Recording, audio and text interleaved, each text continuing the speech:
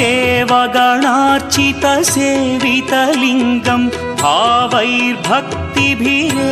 च लिङ्गं दिनकरकोटिप्रभाकरलिङ्गं तत्प्रणमामि सदा शिवलिङ्गम् अष्टदलोपरिवेष्टितलिङ्गं सर्वसमुद्भवकारणलिङ्गम् अष्टदरिद्र्यविनाशनलिङ्गं तत्प्रणमामि सदा शिवलिङ्गम्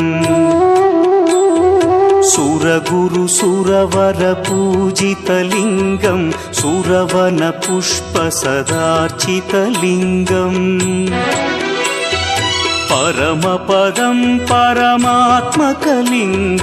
तत्प्रणमामि सदा शिवलिङ्गम् लिङ्गाष्ट